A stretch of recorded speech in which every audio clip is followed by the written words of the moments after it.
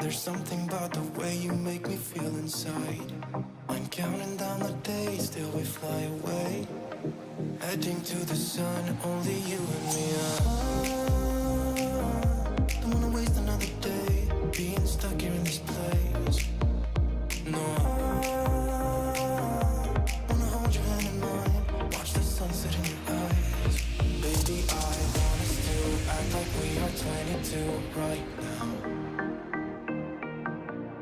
Just let go, lose control, play songs on the radio too loud. This could be magical. Whoa, whoa. This could be magical. Whoa, whoa.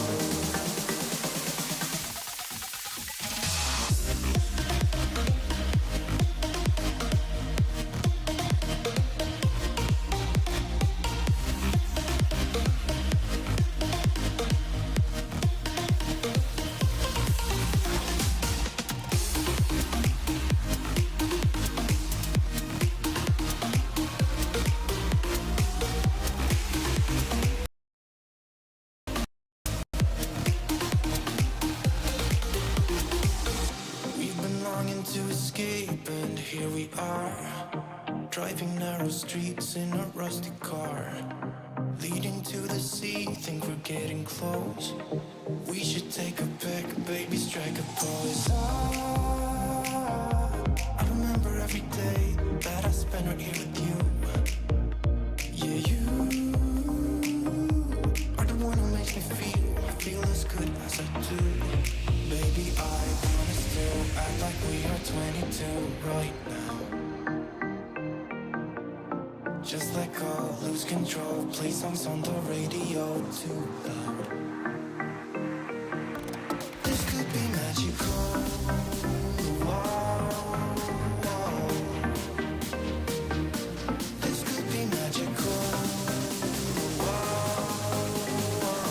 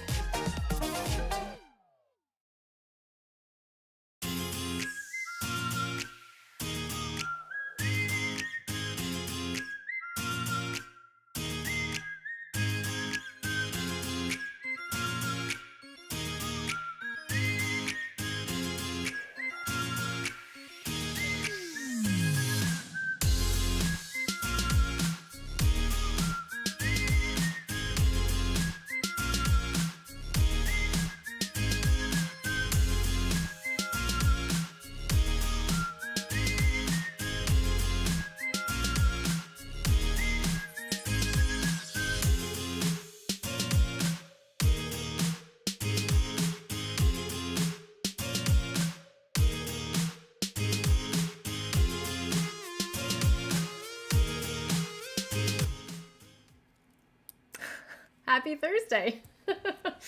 I'm looking at my YouTube screen, which is not caught up to me yet. Anyway, for anyone who hasn't met me yet, my name is Jennifer Malloway. I am a certified dog trainer, graduate of the Academy for Dog Trainers, as well as certified separation anxiety pro trainer, Fear Free certified.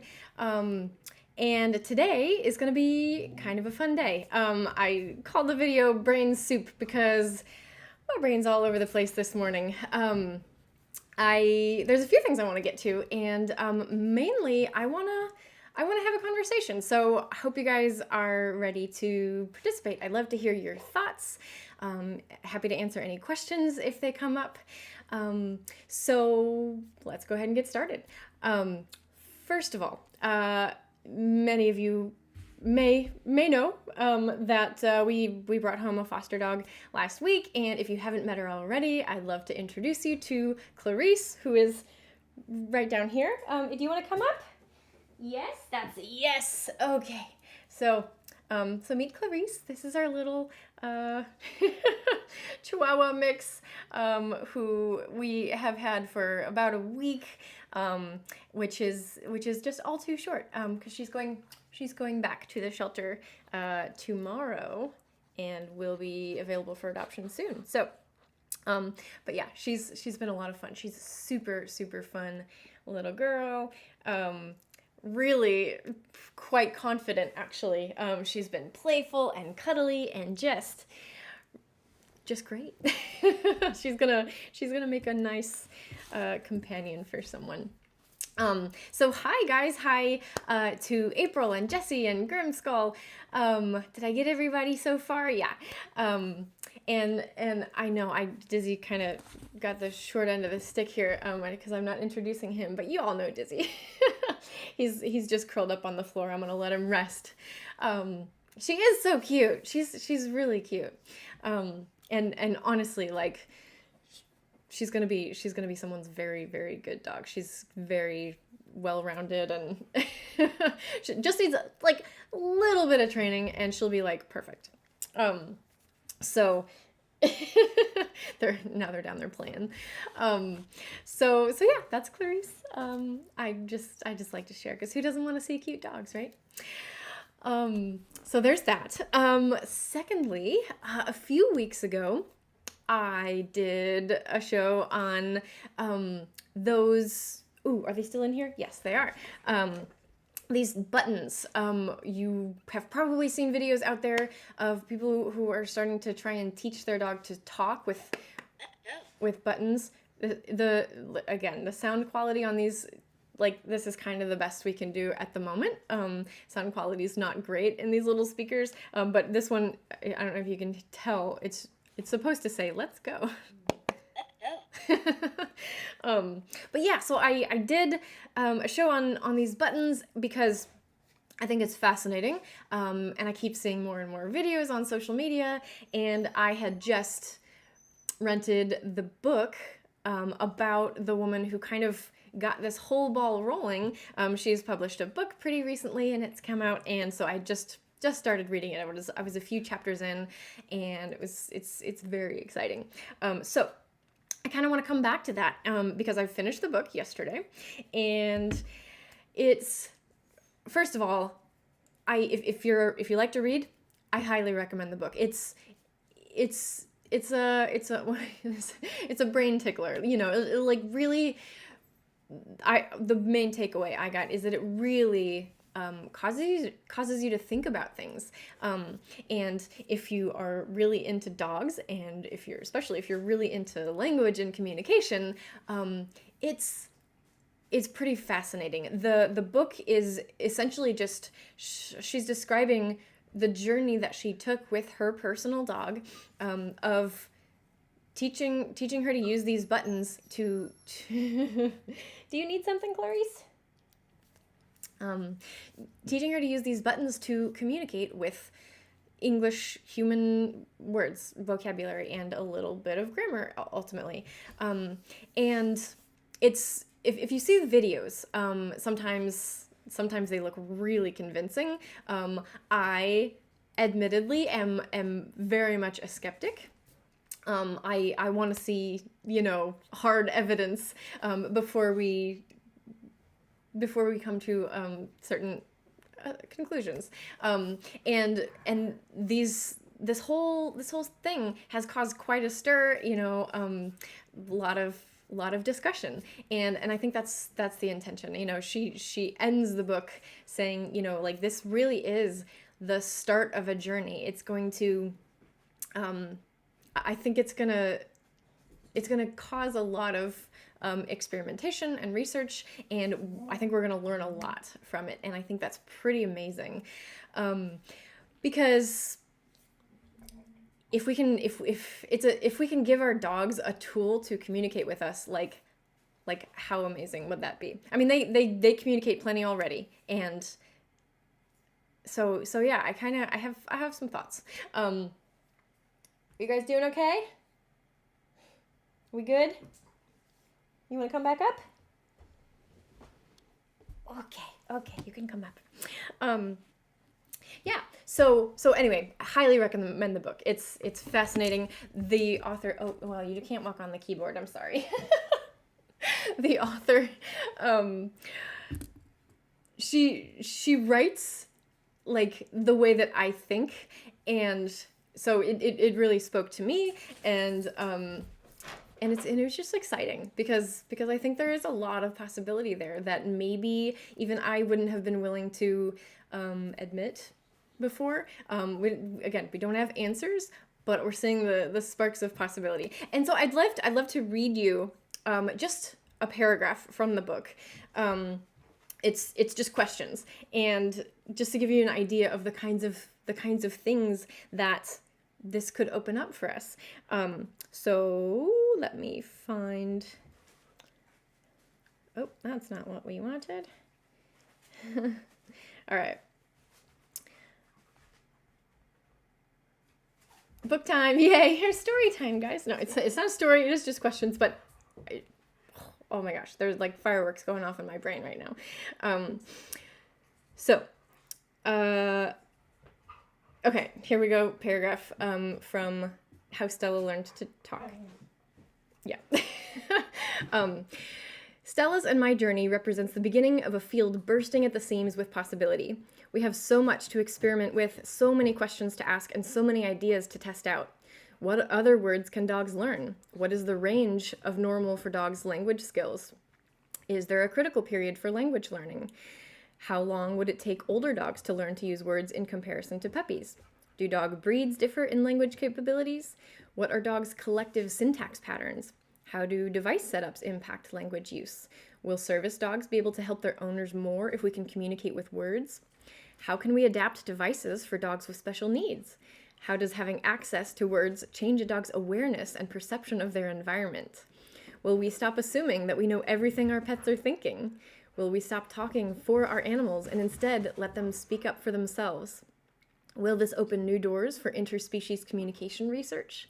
What animals could be next? How will our new communication with dogs change how we treat them? How will this change our pets' lives? How will this change ours? I don't know about you, but I have goosebumps just reading the questions, because I can see so many possibilities. Like, does anybody else feel that way? I know I can be a little bit much with this stuff, but I love what I do because it has really opened my mind up, like a lot. And I consider myself a very open-minded person, balancing that with my skepticism, of course. But I want to be very open-minded. But everything that I've learned about dogs and about behavior and communication and like it really has changed the way that I perceive my environment and the ways that I interact with other humans and animals. And it all for the better, like so much improvement. And so asking these questions, if there's possibility in even one of those questions, like it just, there's so much, I see how it can make things better for different species, all of us and dogs and any species. Let's see, Spicy Panda Creations. These questions remind me of when I was an English as a second language instructor. Tell me more. What do you mean? Like what lessons have you learned from that experience? Certainly, I also have an interest in foreign languages. I'm not fluent in any second language, but I've studied a few and I think they're fascinating. And I think that, yeah, there's a lot of similarities. In fact, yeah, like just trying to communicate with someone from another culture, whether or not you speak the same language, this is why one of my favorite quotes is I'm not going to get it right, but the one about travel is fatal to like narrow-mindedness and bigotry and like, so, you know, do you know the one I'm talking about?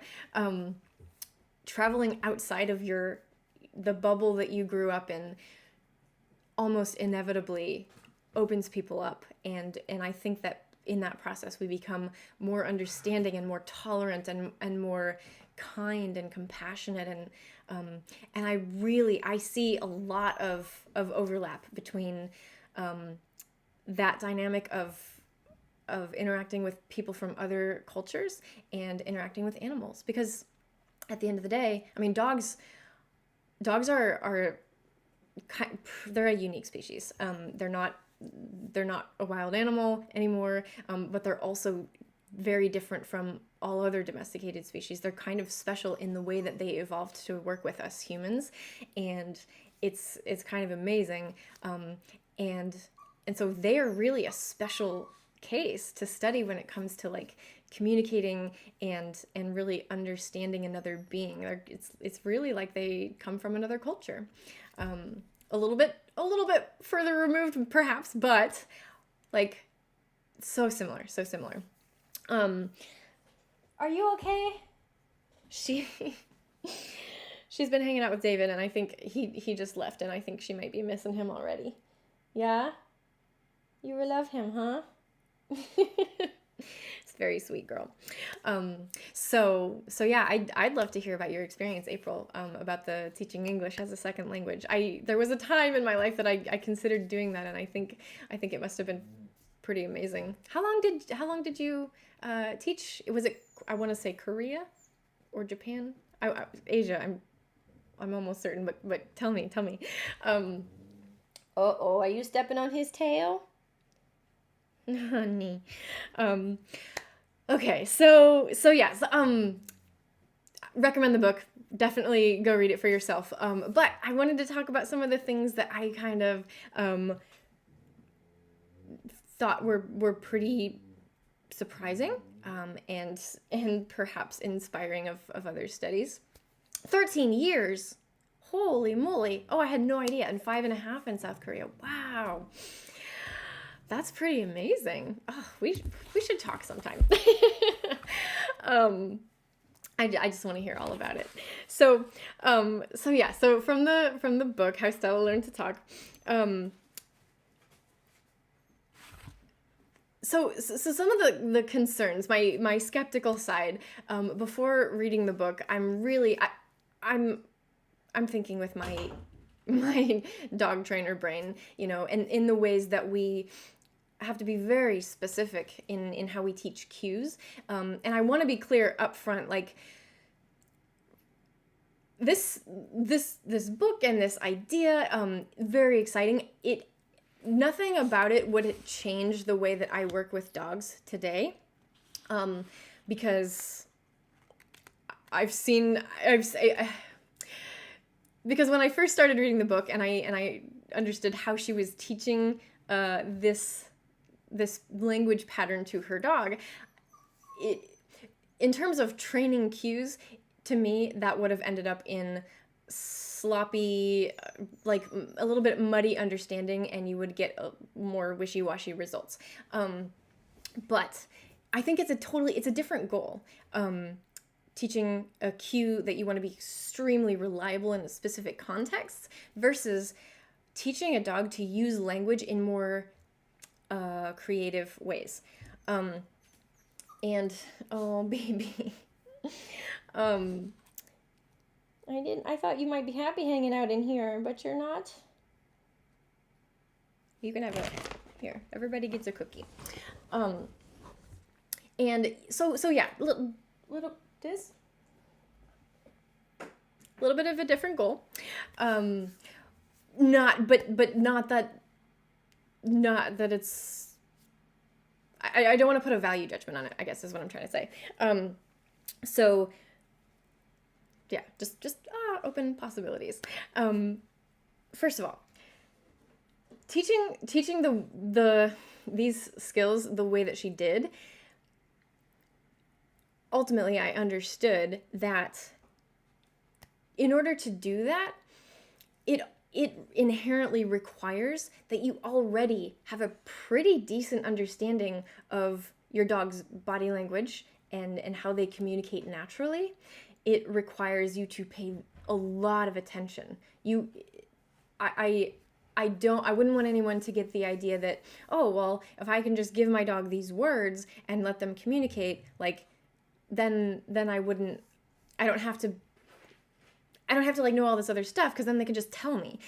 It's kind of the opposite. In order to teach them in the first place, you already have to have this really pretty solid knowledge base. And it requires understanding how language is acquired and how language is used in different ways. And it requires you meeting the dog's needs, which, I talk about a lot. It's kind of, that's where we start. Needs have to be met, and understanding how needs being met affects their ability to learn. And it requires us to, like I said, paying attention. It also requires us to respond pretty consistently. Not in exactly the same way that I do when I'm training, but it still requires a lot of that consistency. And I think more than the average owner does already with their dogs. And so my fear, and like I said, part of my skepticism was coming from the fact that, like, well, it's not a replacement. In fact, maybe it requires more in order to reach these goals of new understanding. And so with that in mind, I'm like, okay, I guess that enabled me to be a little bit more open to, like, okay, where can this take us? Because then I saw it as, like, we're not taking anything away from the dog. We're actually just giving them more tools. And it doesn't necessarily, I mean, there's some assumptions made. But how that fits into language is kind of, I have a better understanding. And the example that I have from the book and from Stella is that they taught the phrase "love you," and oh my gosh, you guys, the word love, like, and the phrase "love you" is so, I mean, so open to interpretation. It's so subjective, right? There's no way to even really understand, to know that a person that you're speaking to understands it the same way that you do. And so in her stories that she told about how Stella would use that phrase, it, like, yeah, it doesn't mean it's not useful, which I think is pretty cool. Let's see. April says, teaching language is tough to humans, let alone dogs, from whom we must rely on body language first. I'm like, gosh, I can imagine. And did you speak Korean? Did you when you first went there? What and oh my gosh, tell me, what other places did you teach? I need to know. So yeah. So there's some amount of interpretation that, like, we'll never find, like, precise answers to, but that can be okay. Next is this concept of time. So in the book, she tells stories about how, like, if you start with a very limited number of words, right? The most essential. And so she would, a word like eat, say, you can use that word in so many different ways. I would have assumed from the get-go that teaching the word eat, probably you would kind of use that to teach the dog to say, like, when they want to eat. But Stella ended up using it kind of to narrate, like, when her human family was eating, even if she wasn't hungry. And that kind of blew my mind. Like, in all of these situations, like, Stella would use these words in very context appropriate situations, but still in different ways like that. And I think that's kind of amazing. Like, she would and here's the next thing that blew my mind, is that initially she was teaching her to use, like, one word or phrase, like "love you," to mean one thing, and with nothing else but modeling, Stella initiated combining words to make phrases to mean different things. And, like, I don't know, that to me was just so cool. I'm like, wow, like, what are dogs gonna be capable of when we give them the tools? We don't know, but the answers could be really cool. She would add emphasis by repeatedly pressing buttons. I mean, we know that dogs have emotions, and there are varying degrees of desire or excitement. And she would use the buttons in these words to indicate, and you could interpret her body language and the way that she was using the words, to understand those different levels, right? Like, if she kind of lazily walked over to something and, like, just tapped a button with her paw versus, like, running over there and pressing it multiple times. Let's go to the beach. That's just like, when we communicate, they say that a very, very low percentage of our actual words, I'm not sure I'm saying this right, of all the ways that we communicate, words are a small percentage, right? We use our body language and tone and inflection and all these different things to convey a lot more than the just the message that the words are saying. And that kind of applied to the way that Stella had learned to communicate with her family. She's Clarice's. Oh my gosh. Okay. She just doing a play bow at the wall over there, and I wasn't sure what that was about. But then she started like dancing in front of the piano, and I'm thinking we might have to have a little bit of fun with this afterwards. Hi, honey. Are you bored? So yeah. Where's my boy? There you go. Okay. But here's the other thing. And this one got me really, really excited because one of the big messages that I like to leave people with when I'm working with them and their dogs is, especially when we're working with a dog through some kind of fear or anxiety, particularly separation anxiety, because I'm finding or I'm really drawn to helping dogs through that because it's so misunderstood and so often overlooked. But anyway, the message of how giving the dog appropriate expectations can help relieve them of some anxiety and can help them perhaps go along with a decision that maybe they don't have control over. Expectation, like accurate expectations, they really can help. And this ties in with when I talk about let's not lie to dogs. When we trick dogs, or when we make them think something's good is going to happen, and then something not so good from their perspective happens instead, and they learn to be really sneaky around us, and they learn not to trust us. Like, it's not just the trust that's been broken, but it also, that uncertainty and the confusion that results, say, for example, like when if someone who loves you and cares for you and who you love just sometimes is deceitful,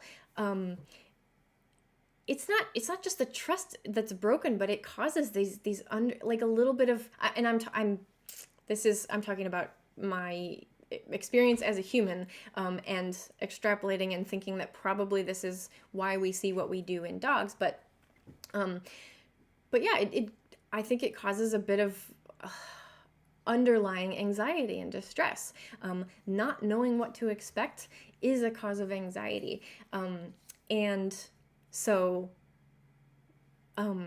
yeah. So coming back to the book here, she talks about how using words to let her dog know what to expect in advance would help her go along with the decision. So Stella had very strong opinions about whether to go to the beach a certain day or whether to go to the park. Like, it was this kind of fork in the road decision point.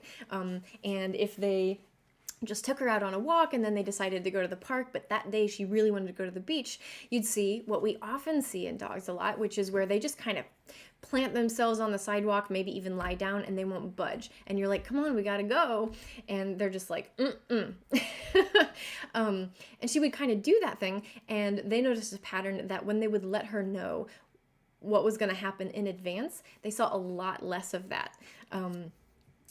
So yeah, I think it's a really important message of how expectations can affect their stress level, their behavior, and your relationship together.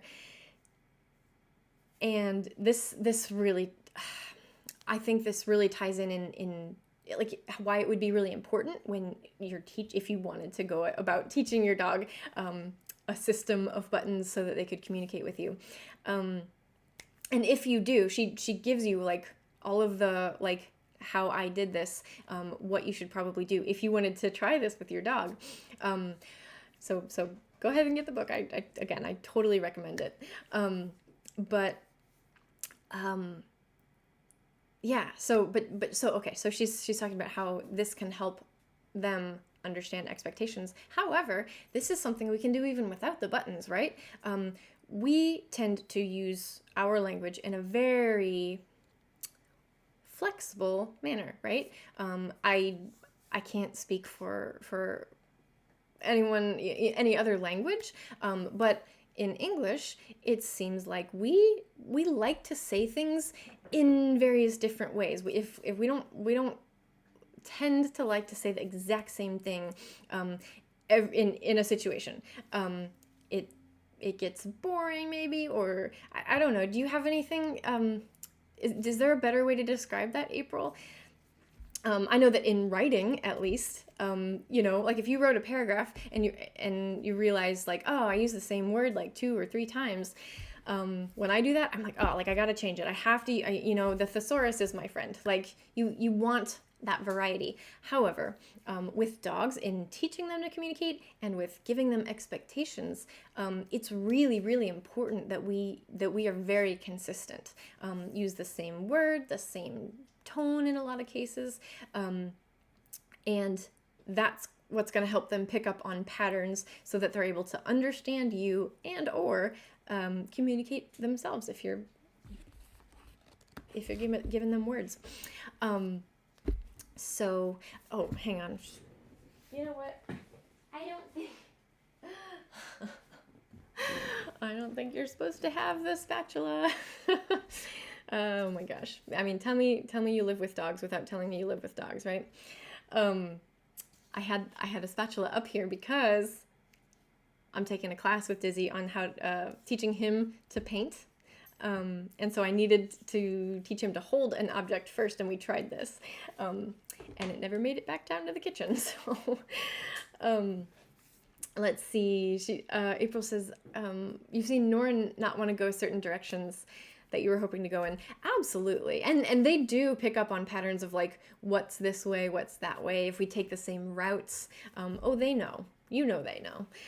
So yeah. And I wonder, like, what are you doing? I wonder if we communicated in advance of of things that are going to happen. Actually, I don't wonder. I know that it helps. I do. I've seen it so many times. It's why people, I sometimes feel silly because if people don't understand what I'm doing, they might think like, why is she being such a freaking weirdo with her dog? But I do these things like, Dizzy doesn't like the snap of a buckle, like, I'm never gonna figure this camera out how to get it. Anyway, you can see the snap of a buckle, whether it's like a collar or a harness, and so the sound is alarming to him, and it's close to his ears, and so there's not a ton that I can do in the immediate situation to kind of make that better for him. When stuff's normally, if stuff's really upsetting for a dog, I would try to find a way around it until I can teach them that it's okay, teach them not to worry about it. But in some cases, there's just not really a way around that. And so when I have to put his gear on him, the very least I can do is to kind of tell him when that thing's about to happen. I mean, he knows, but like when I'm putting his collar on, I'll like get it all set up, and then I'll tell him clip, and then I'll do the snap. Because the quality of the sounds, like our speech, saying the word clip, doesn't have that sharp, immediate, like, and high, maybe high pitch is not the word, but high decibel sound of the clip actually snapping. And so telling him in advance, like, okay, it's about to happen, can help him kind of like prepare so that he's still going to hear the sound, but at the very least, he knows when it's coming in an attempt to kind of relieve some of that anxiety. Prepping. So she says, it reminds me of my sister giving her daughter a countdown to bedtime to avoid a meltdown. I think it's exactly the same thing.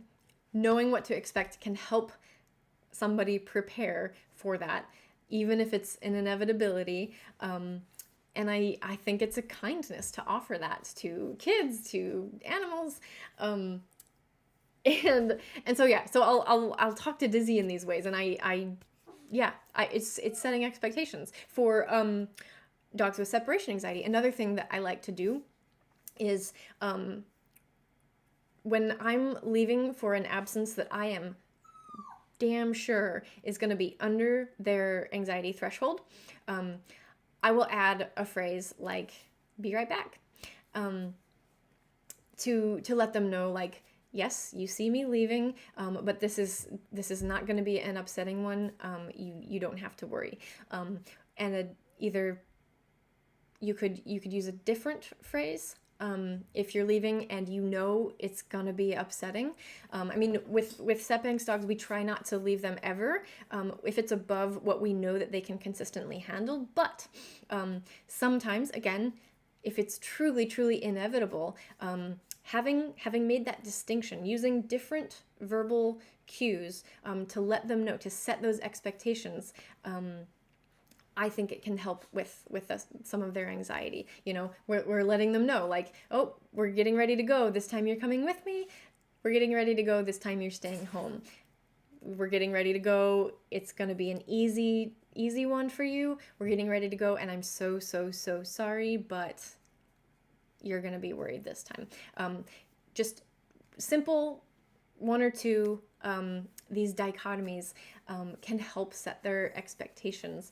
And what that also can do, if we're dealing with something that is anxiety producing or fear producing, is if we've set those expectations, we can also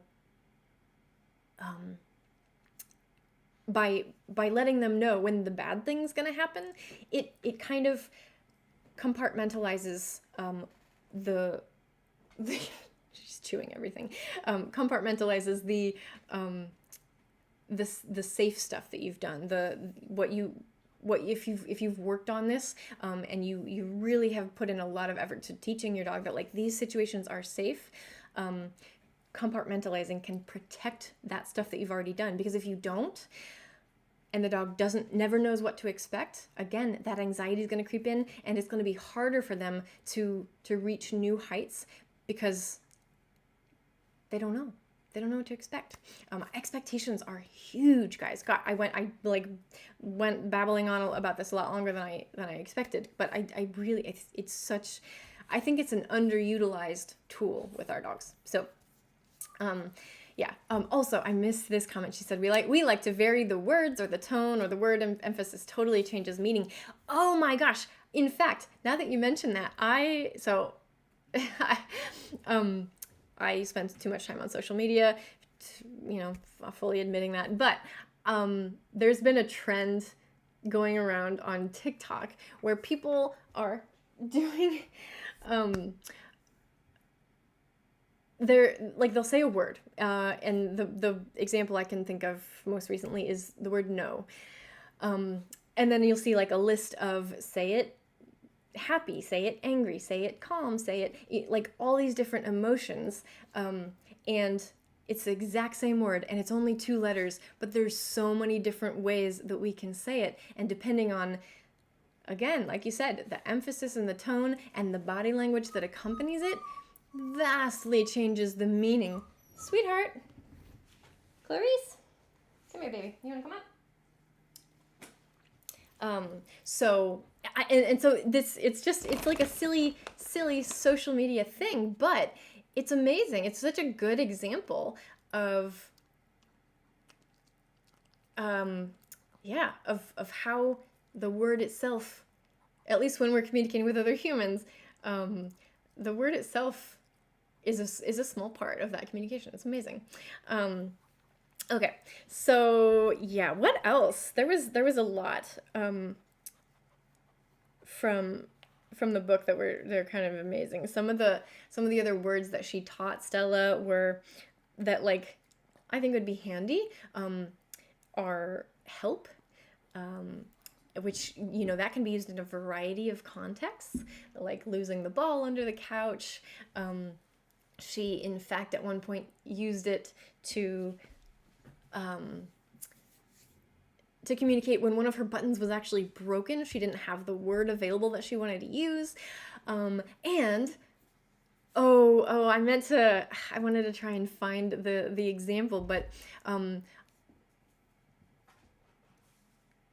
this isn't right. And I feel like the real example is going to be more impressive. But when one of the words broke, like say the button for beach broke, she of her own volition, of her own creativity, chose to combine the words like outside water or play water, something like that. Whatever it was, it clearly communicated a substitute for the word beach. And like, oh my gosh, if a dog can do that, what are they capable of with this language thing? Oh my gosh, it's I'm so excited to see what happens. But certainly, if you've got a dog, or if you're getting a dog and you like want to communicate with them, it's certainly not the easiest thing to go about. There's a lot you can get done just by communicating through training. I mean, I've said on multiple occasions that the way I view training is communication. Like that's really what it is. Which leads me to some of the other things that I was thinking about this morning. So my brain has been soup this morning. But I think at the end of the day, whether it's we just call it training, whether we're teaching them to use buttons, whatever it is, the goal there is still to give dogs a voice, right? And speaking of social media that I'm spending too much time on, I'll let you in on something that's it's just an issue for dog trainers, for a lot of dog trainers, is this divide, we'll call it, between those who want to train this way, the way that I kind of described to you guys, where we're focused on the meeting the dog's needs, keeping the dog's trust, communicating, giving them a voice, giving them a choice, that style of training.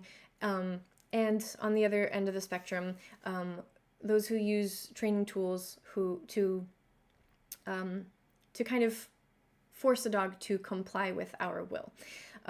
It's kind of a crude way of describing it, and it's not that cut and dry. Like it really is a spectrum, which is why if people are looking to hire a dog trainer, dog professional, I just recommend asking a lot of questions. Get really specific about what methods they use and how they view the process and how they view dogs.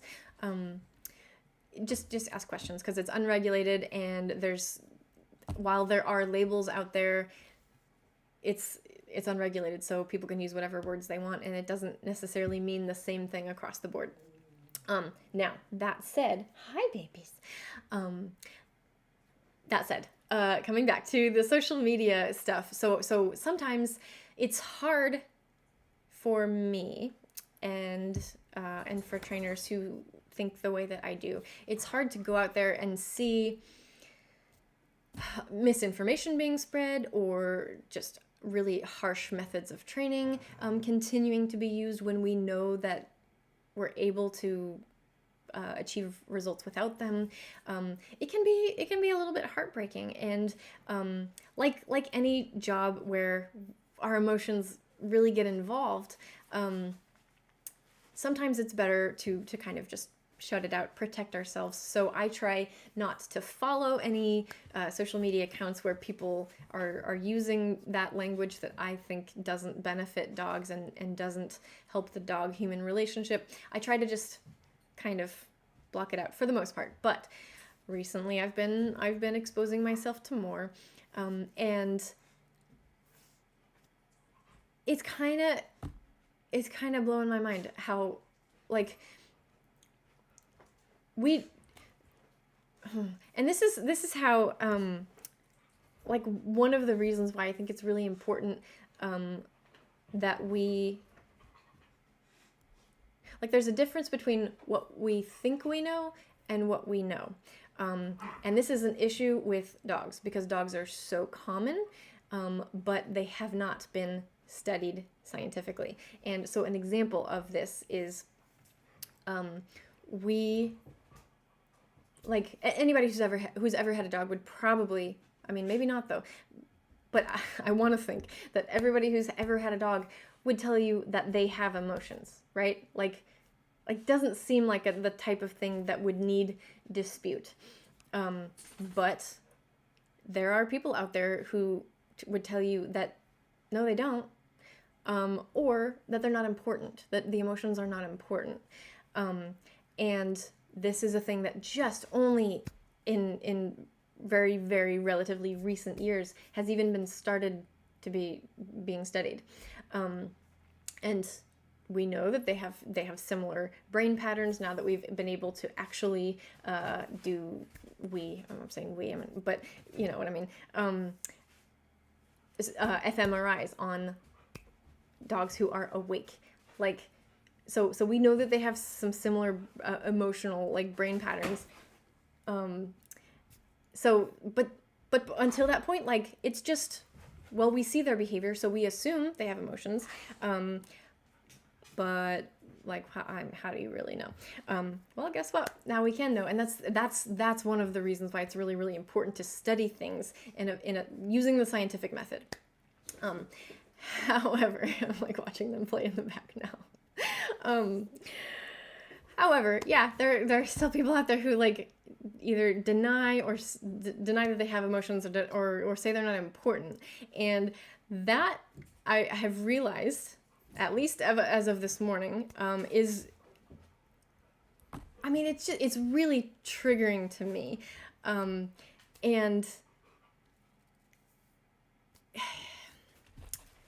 I'm not even sure where I'm really going with this, but I think it speaks to the intent behind the different methodologies. Most people, and this, I mean, I'm trying to just be fair here, like, most people, if they hire someone who calls themselves a dog trainer, their goal is just to get their dog to behave differently, to get their dog to behave in the way that they want. So ultimately, it is about keeping us humans happy, which is fair. But when I started in this career, I would occasionally end up in conversations or get comments about, like, training being manipulative. You know, when we're learning about learning theory, when we're learning about behavior science, using, you know, the positive reinforcement, negative reinforcement, positive punishment, negative punishment, like you, like, knowing that and using it to your advantage, that's manipulation. And at first it kind of, it made me think. It kind of like, because I didn't want it to be true, you know? And then I realized that those four, you know, of positive, reinforcement and punishment, simply knowing the rules and using them to your advantage, it doesn't make it manipulation, because they're occurring 100% of the time. Anytime any behavior occurs, that is the goal, is to make the circumstances better for the individual that's behaving. Like, that's just how it is. And knowing the rules and manipulating them doesn't necessarily mean that you're being manipulative, negative connotation with another being. And here's where I think that distinction becomes really, really important. Sorry. This is good. I like to see them playing. Sorry, this is my brain soup. I told you, I warned you. Gosh, maybe I should just let you see what I'm seeing there. Oh, no, they're out of view. But anyway, yes, our goal is to change the behavior of another. But how you go about it, I think the intention there is when it becomes manipulation or not manipulation. Baby's playing. Yeah. And I think that really plays a role in with which methods people choose to use. And it is their choice. What's she doing? But like, I realize that the reason that I choose to work with dogs the way that I do is because I want the goal to be to make life better for all parties involved. Yes, I'm the one who's like, oh gosh, what's the word I'm trying to think of? Exploiting the rules to my advantage. But I 100% always want to do it in a way that is to my animal's advantage as well. The alternative would be like, yes, I still know the rules, I'm still exploiting the rules, but I don't care how it really affects my animal as long as their behavior changes the way that I want it to. And that's how it's been done for hundreds of years. And I'm not okay with it anymore. I mean, not that I have been around for hundreds of years, but yeah, like I think that's something that's gotta change. I think it's really important. Not only because I think it'll make life better for dogs, because I think that's important. I care about dogs and I want to make their lives better, but I also think that the understanding that results in that being the goal, that being the mission, is eye-opening and perspective shifting, and I think it doesn't stop with dogs. I think understanding that makes you want to change how you behave with everybody around you. And yeah. Hi, Karen. So it's no worries. Had to bring your friend to the ER. Oh. Well, thank you so much. I appreciate the comment and the show of support. I hope your friend feels better, and how really lovely of you to help her out in that way. And yeah, April, it's often hard to be an advocate in the midst of social change, especially for those who their voices aren't listened to. And you really hit the nail on the head there. That is how I feel right now. It's difficult, but it's easy in the sense that like I see how like it's like, I don't know, I'm imagining like if I'm the center of my world, and I'm changing the way that I behave to make life better for those who come into contact with me, it's like this little glow that has made the world a little bit better in these moments, in these situations. And the more people realize this, like you'll see the world light up. I don't know. And I want to see that spread. And sometimes it's hard when you're not, it's exactly the same thing, right? Like me and a dog, like if I'm training, I want to change their behavior. And I'm like, I can use these tools and I can make things better and blah, blah, blah, blah. It's the exact same thing. If I see someone behaving with a dog and I want their behavior to change because it'll make things better for them, it'll make things better for the dog, and then like therefore of course better for me because I don't have to see anybody suffering. It's the exact same thing. Want to change the dog behavior, want to change that human's behavior. You don't, and it's so important to learn the skills, which I don't necessarily always have or don't always use perhaps, to help the human come into this glow with me. And sometimes it's hard to kind of like let go of the outcome, and just share when people want me to share. So anyway, it's you see her, she's sitting on top of the crate. What are you doing up there, silly? Funny little girl. Yeah. So I don't know. I guess my intention here, and fair to let you guys know, like, the reason I'm all like brain soup this morning is because I had, not only did I like finish this book and like my brain was exploding already from like, oh, the possibilities and the communication and wow, but also I had an early therapy appointment this morning, and so I'm like, oh my god, like having a lot of realizations, which is great. It's really good, and but it's just leaving me with this like, the goal isn't necessarily to control anybody, because you can't. That's, you know, that's unrealistic. But the goal is to try and empower other people, and friggin' empower the dogs. Again, giving them choice, giving them giving them appropriate expectations, giving them ways of communicating, empowers them to communicate with you in new ways. And so when I see people talking about like needing to dominate the dog, or like wanting them to be in a calm, submissive state, or like just forcing them into any situation, I'm just like, but it could be so much better. Yeah. Thank you. It's good to hash out what's going on in your brain. Yeah, we we should definitely talk more. Anyway, I get up here on this little podium, just, you know, maybe my hashing out of my own brain can help you guys.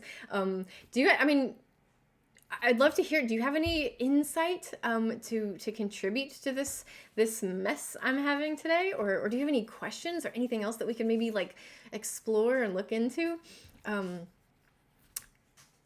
Because yeah, I'm a mess. Maybe you can help me kind of organize my thoughts here. I don't know. I think it's exciting, and sometimes difficult, but overall, this is just, it's such a cool subject to kind of dig into. And yeah, so hopefully this is at the very least entertaining for you, because otherwise I'll just, we'll shut it down. Hey girl, come on up. You can help me say goodbye to the people. Huh? What do you want? Are you trying to get to the snackies? I need snackies. She's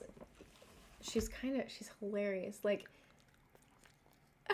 she said she's so tiny. She's like 5 pounds. If that. I can't imagine you're even 5 pounds. But she is skinny. We're trying to get her to gain a little weight too. But man. Hi, honey.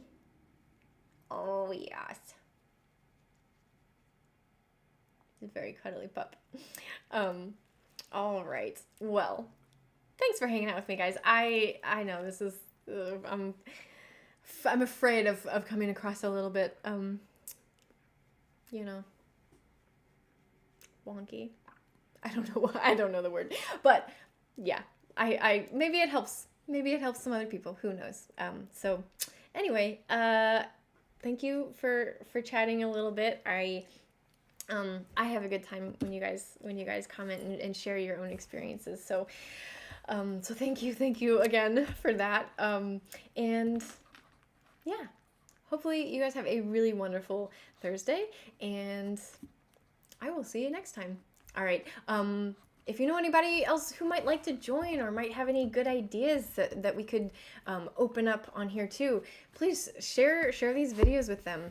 And of course, if you're not already, it will help me if you guys hit subscribe or like or follow me. And yeah, I will see you next time. All right. Bye.